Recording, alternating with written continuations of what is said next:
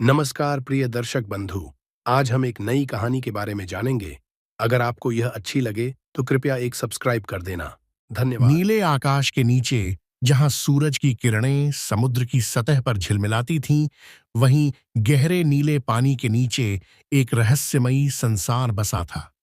इस अनजान, अनदेखी दुनिया में एक छोटा मछुआरा लड़का आरव अपनी किस्मत आजमाने निकला था। उसकी दादी ने उसे बचपन से ही महासागर के गुप्त खजाने और प्राचीन सभ्यताओं की कहानियां सुनाई थीं, जो समुद्र की गहराइयों में छिपी थीं। इन कहानियों ने उसकी जिज्ञासा को इतना बढ़ा दिया कि वह एक दिन समुद्र के गहरे तल तक जाने का सपना देखने लगा। एक दिन आरव ने अपने छोटे से गांव के किनारे पर खड़ी अपनी नाव पर बैठते हुए निर्णय लिया कि वह समुद्र के नीचे छिपे रहस्यों की खोज में जाएगा।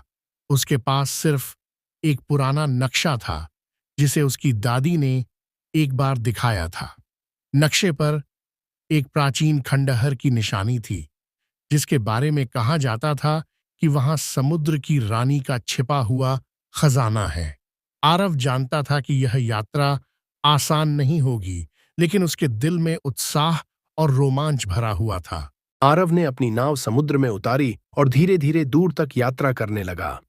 उसने महसूस किया कि जैसे जैसे वह आगे बढ़ रहा था, समुद्र का रंग और गहराई बदलने लगी।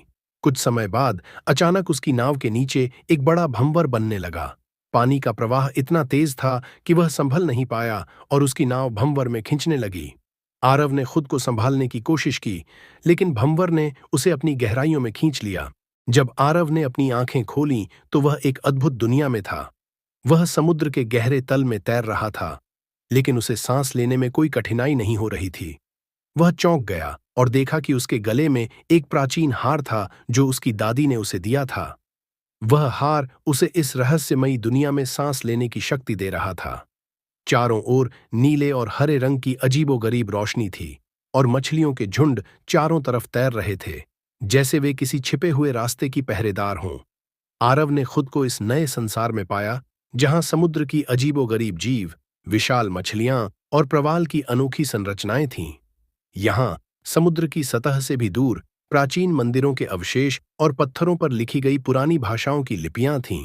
चलते चलते आरव एक विशाल खंडहर के पास पहुंचा, जहां एक विशाल द्वार था जिस पर शंखों और मणियों से सजावट थी।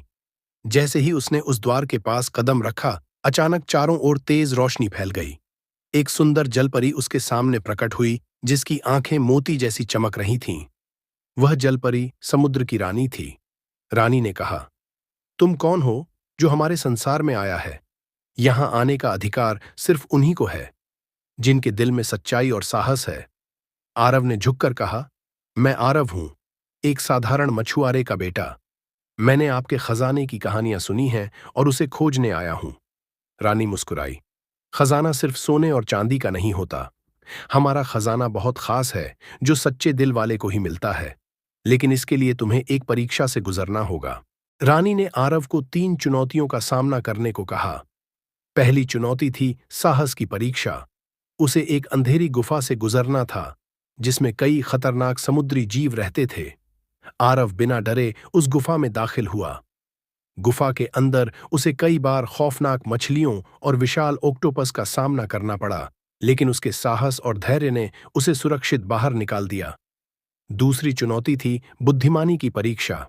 रानी ने उसे एक प्राचीन पत्थर दिया जिस पर एक पहेली लिखी हुई थी। पहेली थी, मैं न तो पानी हूं न हवा, फिर भी मैं सब कुछ ढो सकती हूं। बताओ मैं कौन हूं? आरव ने कुछ पल सोचा और फिर जवाब दिया, मैं एक जहाज हूं। रानी ने मुस्कुराते हुए उसे सही बताया। तीसरी और अंतिम चुनौती थी निष्ठा की परीक्षा। रानी ने आरव के सामने 2 बक्से रखे। एक बक्से में शुद्ध सोना और हीरे थे, जबकि दूसरे में एक साधारण सी शंख। रानी ने कहा, तुम्हें चुनना है कि कौन सा खजाना तुम्हारे लिए सही है।